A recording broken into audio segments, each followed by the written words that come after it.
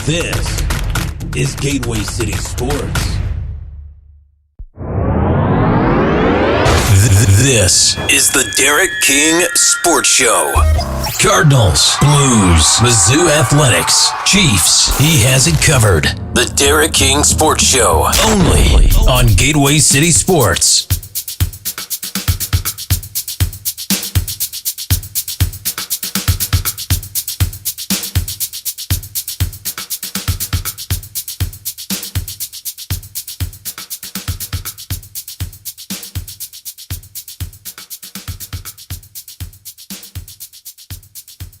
Hello, one and all. Hopefully this works this time. All sorts of issues when it comes to doing a live broadcast. Sometimes it works. Sometimes it doesn't. In this case, it didn't work, and I rambled on for 20 minutes or so before I realized that the stream feed had dropped, even though my live button was still going, the counter was still going. Something had happened at some point in time in the conversation, and I lost the feed. So my apologies. Sorry about that. Can't control a lot of things. Mother Nature being one of them, because it's a really nice rainy day today, and it's not really all that fun. But I do have a lot of fun stuff to talk about. St. Louis lawsuit versus the NFL. We've got some, what's this right here? Something about some kind of game that's happening tonight. 7:15, TBS. I don't know. And then one other thing that I really wanted to cover, and this is going to be the fun one, because this is something that I've wanted to talk about for a little while. It's something near and dear to my heart, so bear with me. I hope you guys stick around to hear this, because it's really important to me. I remember whenever I first got into this, and I had, a lot of my mentors, people that I know, that I trust, that I talk to, Palmer Alexander III, Howard Balzer, Randy Carricker, a lot of people that I had conversations with, said, what's this all about? What's it like to be a professional in this business? What is it that the things that you should be doing and shouldn't be doing? And a lot of it's basic stuff, right? That we're taught in school, growing up from our parents, college, in basic writing class. And if you take any media classes, it's basic things that they teach you. There's something that happened to me today that really surprised me. It didn't shock me, it surprised me. Usually, like every morning, I come into my office, have a nice big piping hot cup of coffee. That's how I enjoy my mornings. And I come in and I usually search the filthy world that is the internet and try to find new and interesting content and different points of view from other creators and other people. And as I always do, I come across some things, and most things I file away and say, hey, I'll look at that later, or some things I really find interesting, and I might get in contact with the content creator or whatever the case is, and I'll say, hey, I really like your content. I'd like to use it on like a story that I'm going to be writing, or maybe a show that I'm going to be doing, like right now. In this particular instance, I was on YouTube, and I was doing just a generalized search on the NFL lawsuit and NFL expansion and so on and so forth. And I happened to come across a really interesting YouTube channel that had a video that was top 5 cities for NFL expansion. I thought, oh, man, that's pretty cool. I wrote an article back on that in January. And it was an article I'd started writing, I believe it was in November or December of the year prior. So we're talking back in 2020. And I just had put it away. I thought, well, I'll get to it. And I got to it in January and ended up writing it. And it was called the top 5 cities for NFL expansion or relocation. And I thought it was a fun write. Just never really thought that it would really super take off, but it's actually done pretty well. And the interesting part is I come across this video and I'm listening to it. I'm like, man, this person really has a lot of the same viewpoints as I do. Man, this is pretty cool. I like this, man. Man, I'm gonna have to get in touch with this person, have a conversation with them, talk with them a little bit. And I was kind of excited about it up until they got to a certain point in the story. And I'm going to pull something up here real quick. We're going to go split screen and we're going to pull our browser up because I want to actually show you this, because it's always better to show than to tell. So we need to go and bring this thing up here, and I need to bring this up because it's really a shocking thing here. So over on Gateway City Sports, I wrote this article, and I told you that I wrote it back in January. It was January 16th is when it was dated for this year. Top 5 cities for NFL expansion or relocation. So I'm listening to this guy on YouTube, and he's talking about this story. I'm thinking, man, we really have a lot in common. We really think alike. And then the longer I listen to it, the more I'm like, wait a minute, this sounds really familiar. And it didn't dawn on me until I got to the second city, which is San Diego. And there's a couple of key phrases in there that I had heard him use that I was like, wait a minute, that's the exact same key phrases that I use. He talks almost like me. So I'm sitting there thinking, wow, you know what? Then it dawned on me. He's literally reading my article in his YouTube video and never cites my work, never said where he got it from, never said that this was his article or somebody else's article, whatever the case was. And the reason that I bring this up is because it's not that I'm bitter about it. To be honest with you, I could care less. And actually, to be honest, I always appreciate when people want to share my stuff or, look at my stuff or share it with other people or even use it for fodder on their podcasts. You're welcome. Go right ahead. I'm giving you right now. This is video evidence and dated October 6th, 2021. Anybody out there on radio, television, other podcasts, if you want to use my content as content on your show to have discussions, I am fine with that, but you have a caveat. There's the caveat. I want you to say that you got it from Gateway City Sports. That's all I ask. Derek King Sports Show, Gateway City Sports. That's it. That's all I'm asking. I'm not asking for, you to just make me a rose-layered bed or anything. Just cite the work. Say where you got it from, that you got it from Gateway City Sports, that you got it from the Derek King Sports Show, and I'm fine with that. I really, truly am. But when you go and you use my content that I wrote that's over on Gateway City Sports, that's where I have an issue with it. And you say, oh, did you want to go, shall I add the memo? I shall, and literally take the memo from my article, from my story, and post it on your YouTube. That's ludicrous. Like I said, I don't want to get off onto a tangent here. There's a lot of other things that we got to cover, but that's just, I really wanted to kind of point that out, that this is an epidemic right now in the world of media, not just sports media, but media in general, where people are thieving and they're stealing content. And it's running at a very scary rate and a very scary pace, and it needs to stop. People need to kind of put their foot down with a lot of this stuff. So there's that. As far as the NFL lawsuit front, you guys need to be going over and following not only just myself, but you need to be following Daniel Wallach. It's Wallach Legal over there on Twitter. Dan Lust over on Twitter too. And I believe it's Sports Law Lust or Sports Lust Law. I think it's Sports Law Lust, I believe, over on Twitter. Dan Lust, I should say. Daniel Wallach. Go follow those two. Conduct Detrimental. Make sure you go over to Apple iTunes. And if you're not following this show, Gateway City Sports, over on YouTube, that's where we put all of our content. Not YouTube. Well, we do have a YouTube, and we do put content over there. But Derek King Sports on YouTube, Gateway City Sports on Apple Podcasts.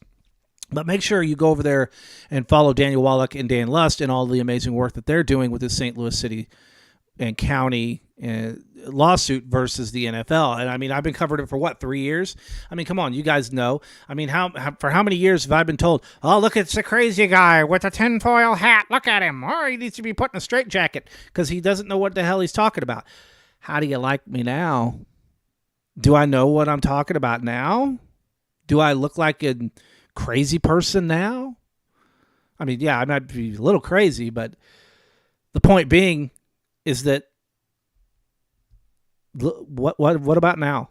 All that stuff I said 2-3 years ago that the NFL was in trouble, that this is a big deal, that this is going to change the landscape of how the NFL operates and does business. That was a fact. This is going to fundamentally change the way that they do business. And now, obviously, because of the time frames that I do these shows, a lot of people end up catching this later on podcasts or later at a later date and time. And that's okay. I'm fine with that. This is the time that I have available to be able to do that. And unfortunately, I don't have the capability to be able to get into those really good time slots later in the evening when a lot of people are watching, and you can usually pull, dozens or hundreds in the number count throughout your show. I don't have the luxury of that, but what I do have the luxury of is a very dedicated fan base, and you all that are watching, that are listening, that share my content, and I appreciate that, and I thank you for that. And I just ask that you do that for me. If there's an opportunity for you to share, get it out there, then thank you. Thank you so very much, because I wouldn't be where I'm at. I wouldn't be growing in the Twitter following. I wouldn't be growing in the social media following if it wasn't for everybody out there that watches this stuff and listens to it, reads my content on Gateway City Sports, and all the other fantastic writers that we have over there and the other content creators and stuff. I mean, I can't thank everybody enough. But yeah, this St. Louis lawsuit thing, this has really gotten to a point now to where I think we're really at this stage where the rubber meets the road. Something is going to have to give here. The proverbial string has to stretch or break at this point. The NFL is, as I always say, over a barrel. They have no real recourse outside of a couple of writs that they could potentially file. You guys want to follow Conduct Detrimental on that and make sure that you guys are staying up to date on a lot of that stuff. They're much more of the legal eagle, and they know exactly what's going on. But this is really, we're at a stage in the game now where it's coming up, and here's why I say it. I think the NFL's buying time. I think where we're at this stage of the game, I think the NFL is buying time. I think they're preparing hey, if we have to go to trial here, we'll go ahead and we'll get everything set up. But I think the NFL's buying time for a settlement, and here's why. I had a conversation with one of my sources earlier in the week, and one of the conversations that was had was, why are they doing what they're doing now? It seems like they're trying to waste time. And the conversation led into, well, there is an owners meeting coming up October the 12th through the 13th. Well, yeah, there is. So any settlement that could get proposed, let's play hypothetical here. If there's a team that's offered, if there's a stadium or some kind of financing plan that's offered for a new stadium, whatever, what have you, that has to be voted on and ratified by the other owners. They can't just, the NFL or Stan Kroenke just can't come in and say, okay, we're going to give you a team, we're going to give you a stadium, blah, blah, blah. They can't do that. It has to be voted on and approved by ownership in the NFL. So this owners meeting that's coming up in October, that's it, because there's not another one until after the Super Bowl, and that's going to be after the trial date. This date right here, the 12th or the 13th, this is where the rubber meets the road. Now, that being said, we may not hear anything about it. That may be their initial offer, or there may be something where they start at, but the reality is I think this thing gets settled. I firmly believe that it gets settled. I don't know if there's any situation where the NFL is going to take the risk of this thing actually going to trial, for their financials to be out there, for the NFL Players Association to see it, for their other partners, business partners to see it, advertisers, so on and so forth. They don't want those entities to know how much money they make and or don't make. And it's really in the interest of where it is that they make their money. Not necessarily even how much they make, but where are they getting it? Where are they keeping it? So on and so forth. I know a lot of former players, right? They would love in the PA to get their hands on that information. So it behooves the NFL to settle. Now, how interested is the NFL in settling? That remains to be seen, because you could tie this up in litigation for years, appeals, courts, everything else. That wouldn't really necessarily benefit the city of St. Louis whatsoever, or the fans. The reality is the best way to settle this, the best way to benefit from it, is for St. Louis to get an expansion franchise. We're not talking about a relocation here. We're not talking about another failed team from another failed market that can't make it where they want to because they want to move and make more money. We're talking about St. Louis's own team, born and raised here, created here for this market. That's what we're talking about. We're not talking about anything else. I don't think there's any fan that's out there, fair weather or not, that sits there and goes, yeah, I would just take, just whatever. I know there's a lot of people out there that said, yeah, I'd take an expansion team or a relocation. I would take either. Yeah, we could talk about that. That's great. But the reality is what's going to work best for St. Louis is going to be its own homegrown expansion team with a local owner, i.e. Andrew Taylor, Dave Stewart, somebody like that. Somebody with some jack. Okay. And now everybody thinks that like Dave Stewart, he doesn't have enough money. In reality, look at the top owners in the league as far as valuation. The Baltimore Ravens owner is only worth like $3.7, $3.8 billion. Dave Stewart's worth $4.5. He is more than capable of owning and operating an NFL franchise. If Andrew Taylor doesn't want to get involved, doesn't want to get his hands dirty, he's worth $12.5 billion. All of the girls are running the MLS thing with Kavanaugh, and that's great. That's awesome. I'm super excited about that. Can't wait to be in that facility. As that gets a little bit closer, I'm going to talk about that a little bit more and more. But if Taylor doesn't want to get involved, which is perfectly understandable, Dave Stewart ain't no slouch, and he would be the very first in the history outright minority owner, I believe, from that perspective. So, at least African American owner for sure. Arlington pipes in, says Stewart is now worth $5.8 billion. Whoop, there it is. He's probably falls in the top 10 of NFL owners if that's the case. So if anybody says that Dave Stewart just on his own accord cannot do that, and his company, let's play this out. His company is based out of Maryland Heights. Where is the number one spot that they talk about putting an expansion franchise or in a new stadium? They talk about Verizon Amphitheater area, Maryland Heights. That's what they're talking about. Guys, all the pieces to this puzzle fit. It makes all the sense in the world to have somebody like Stewart, local guy, who knows the area, loves the area, have a stadium in Maryland Heights. Have that expansion franchise. Born and raised here, created here, for the fans, of the fans. And not have some reject team from another reject market come in here and crap the bed just like the Rams did, just like the Cardinals did from 60. The fact of the matter is that Arlington says that Stewart would rank eighth amongst NFL owners. That's a big deal. What are we talking about here? Why don't we just start talking about naming the team, which, by the way, I ran a poll on that, and guess what number one name came up? To be fair, other comment below was an option, but there was just so many other names that were just thrown in there that it was absolutely insane. I heard some pretty good ones. There was some pretty good options that were in there. I thought was a pretty nifty idea, but the Stallions ended up coming out on top. And that's surprising that everybody would still want the Stallions, considering it was a failed expansion in 93. But was it really their fault? part of it was, part of it wasn't. I know the truth behind that. And a lot of it was more the NFL's fault. The NFL didn't like the way things are going. The NFL tried to do some things, and then obviously politics and stuff got in the way. It just went the way of the dodo. It was what it was.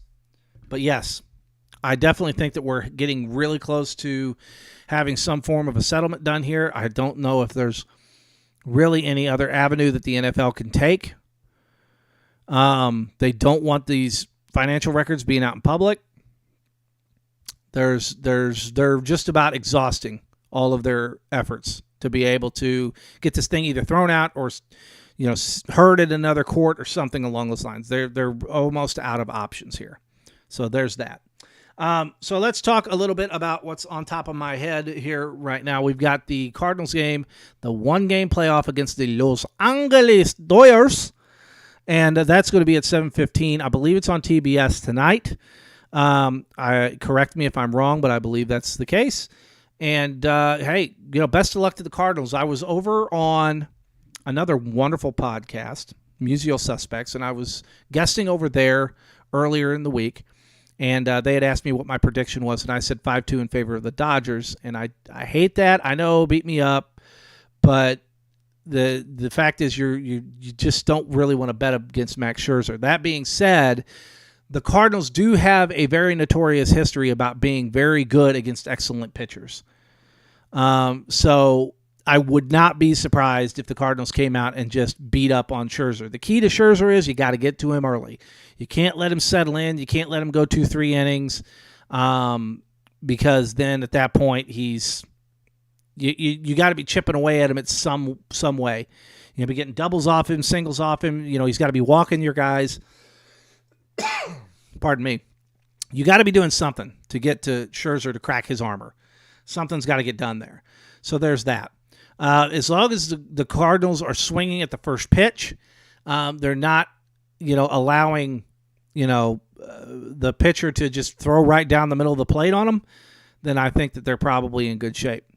But as far as that goes, we'll just have to wait and see. I'm excited about it. I'm going to be watching the game tonight.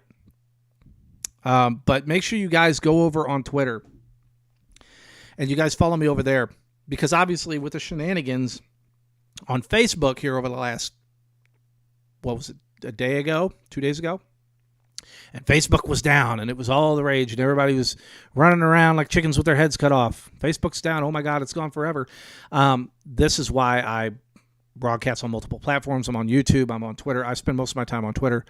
But that's where you're going to find out the latest information from me, is over there. So if you guys aren't following me over there, you need to make sure that you're following me over there, because that's where I'm always dropping news almost every single day. And if it's not my stuff, it's other people's stuff, because I properly know how to cite my work, unlike some other fan-oriented places that are maybe XFL of nature that steal from another XFL-oriented show that happens to be in conjunction within the Zone Network and Gateway City Sports. But I don't think I have to say who that was, because, they steal regularly from that show, and that's just something that's just needs to be thrown out there. I'm just saying. I don't have to name names. I think everybody knows. And if you don't, well, then just ask, because then guess what? We could talk about that on XFL STL show, or on the Pro Football Alliance show, or on this show, or whatever. We could talk about it on some other shows, which I think would be fantastic, because, it's always nice to call people out on their BS whenever they try to steal stuff from you.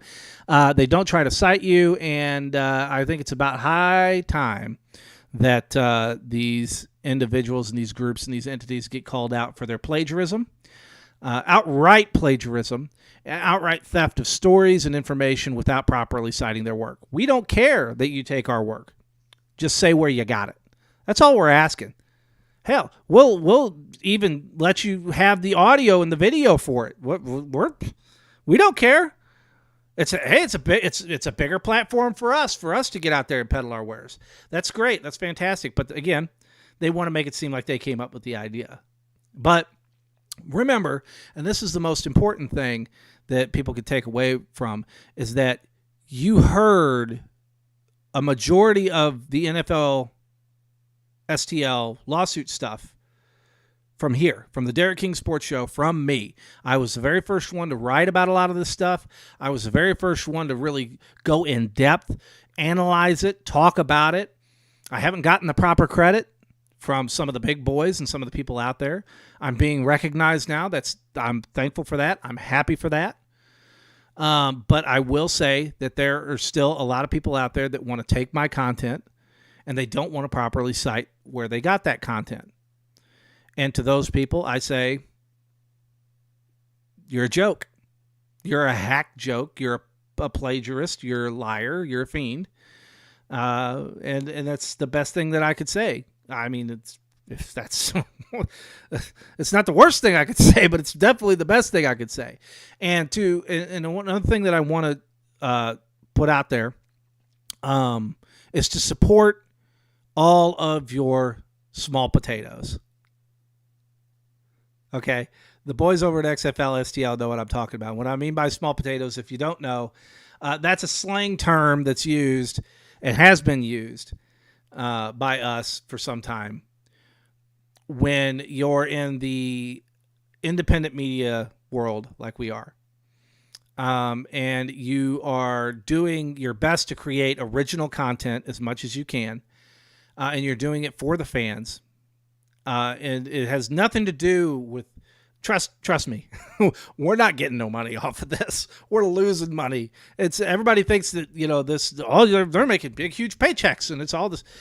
That's not what it is. We really truly do love this stuff, and we love being with the fans. We love talking with the fans.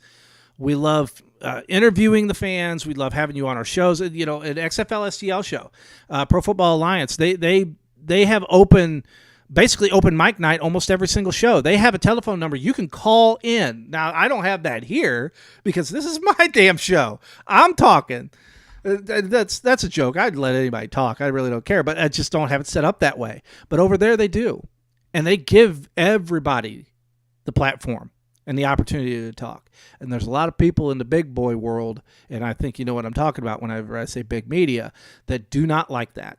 They don't like the idea that normal, small potatoes, the little people, the little folks like you and me or anybody else that's listening or watching this, I should say. I should use my grammar. It's not like I haven't read a thesaurus or anything.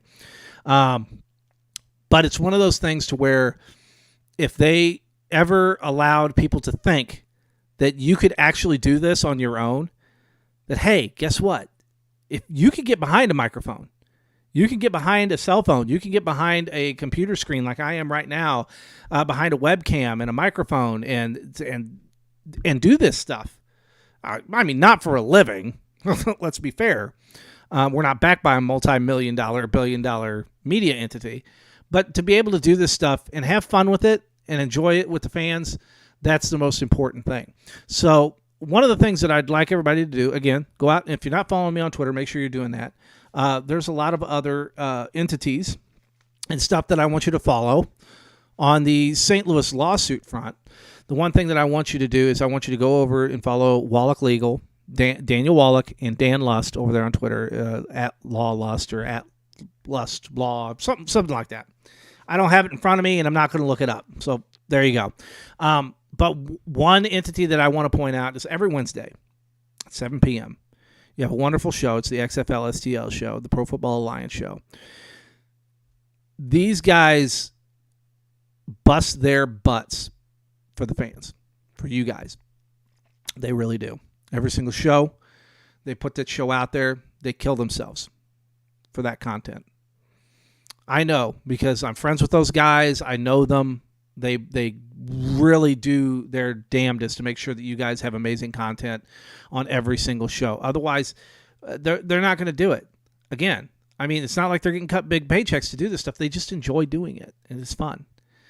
And they like talking with you guys, and I want to let everybody know that if you have the opportunity, if you want to be entertained, if you want to have a good, a good laugh, a good chuckle, and you want to go over and you want to see the antics of the one and only A-Train Arlington Lane and the Dirty One and occasional guest host William Freeman, Will the Thrill, the XFL insider himself, and whatever bozo that they might have come in, maybe myself, maybe somebody else.